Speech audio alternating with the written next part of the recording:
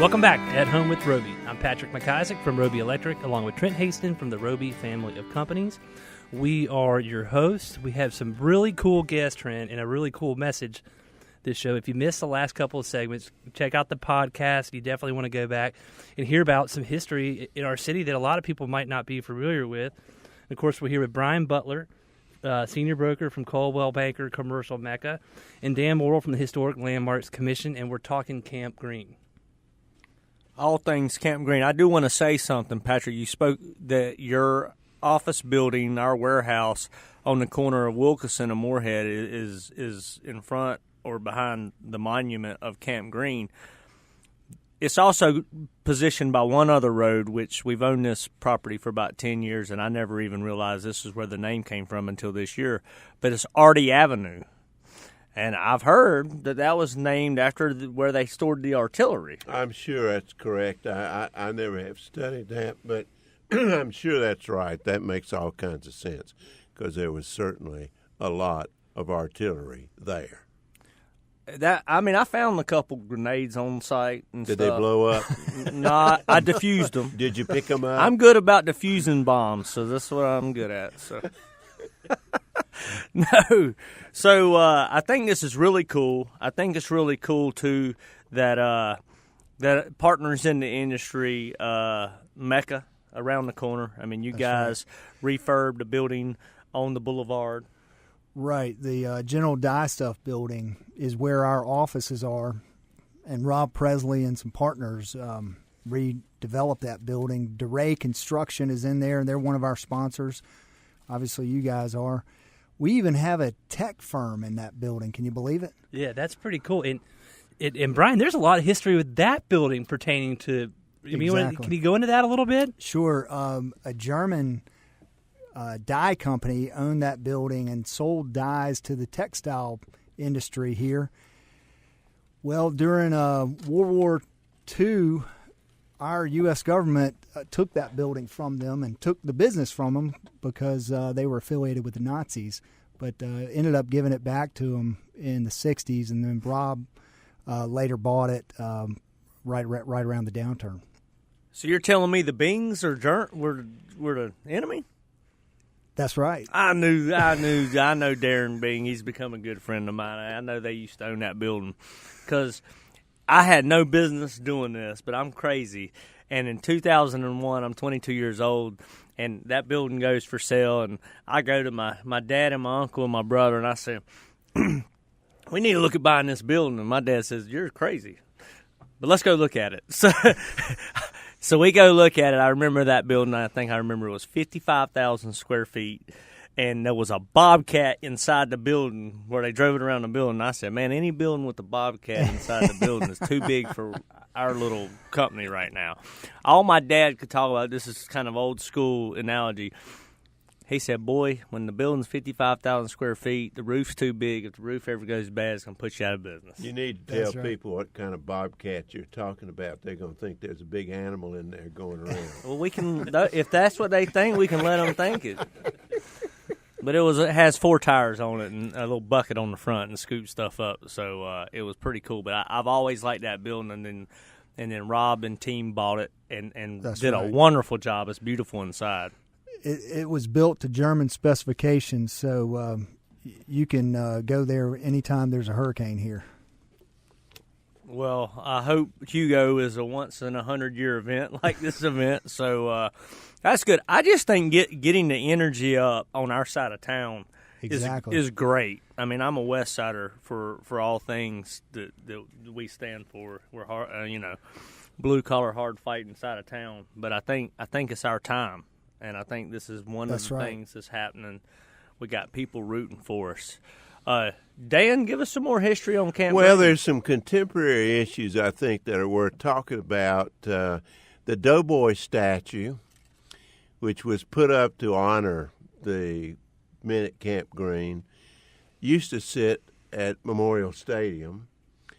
Now they want to make it a big league soccer stadium. And one of the things we need to make sure is that when that stadium is either torn down or changed or whatever they do with it, they retain the American Legion Memorial Stadium name. They don't want to give naming rights to some toothpaste company or something. They need to retain that name. That's important. And they need to do something with the statue as well. One other thing I want to make sure, a lot of people might think that website that you mentioned is Green. He had an E on the end of his name, so it's Greene. So be sure and put that E after the Greene, because that's how Nathaniel Greene spelled his name. The other thing is the Dowd House, which served as a temporary headquarters for Camp Greene until they built a full headquarters building.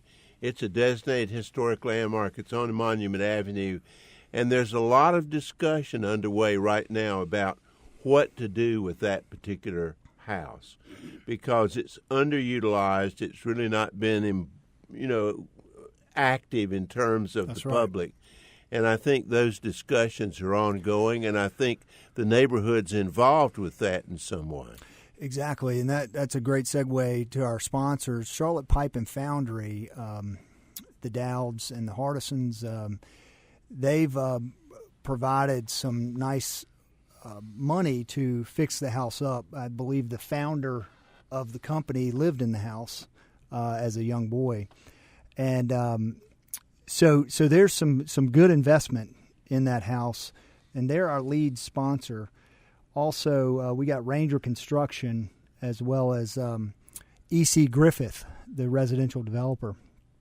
They're also some of our lead sponsors, and they're local businesses in this area. No, that's great, and it's great to see people get involved.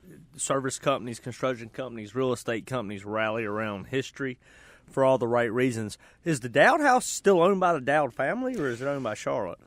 It's owned by Mecklenburg County, County Parks and Rec. I'm actually meeting next week with Roddy Dowd Jr. and with Mr. Hardison to sort of really talk about what are we going to do long term to try to preserve that house. There's some who think that it should be some sort of a museum for Camp Greene, but regardless, something needs to be done with that house in the future. That's right. And I know the neighborhood association's been dealing with that. Well, and that's one of the components of the event is Sunday. We're going to have a brunch at 11 o'clock on Sunday after the gala that Saturday night.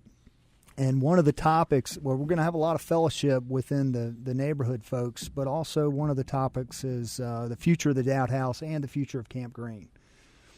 Of the whole 2,300 acres, you said 2,300 acres? Well, I think that'd be a little bit visionary, because I think it'd probably cover his building. We don't want to do anything. We don't want to have soldiers walking in the front door. Well, we're we're going to recamp this thing, huh? Bring the horses. Bring the horses. I want the horses. Man.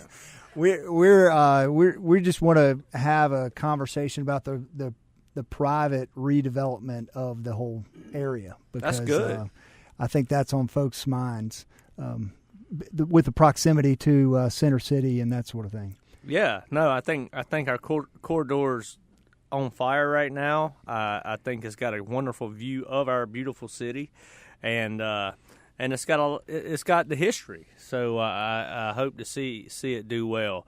Dan, is there anything you'd like to say before we exit out of it? Well, I think it's just a great thing that they're celebrating the 100th anniversary of Camp Greene, because, if you don't keep telling the stories are going to be forgotten. And we should not forget the incredible sacrifice that these men and women made during the First World War. The First World War is sort of forgotten by a lot of people, but it was a hugely important and a massive conflict. One last thing, we're having a gala at the Goodwill Center that's fairly new towards the airport, and our keynote speaker is going to be a three-star general, Michael Tucker, who actually grew up in the neighborhood. Really? The mayor is going to be there as well, making a proclamation, and we're excited about that event too. That's great. Well, Dan and Brian, thank you for being on here. Historic Camp Greene with the E on the end .com. You're listening at Home with Roby. We'll be right back.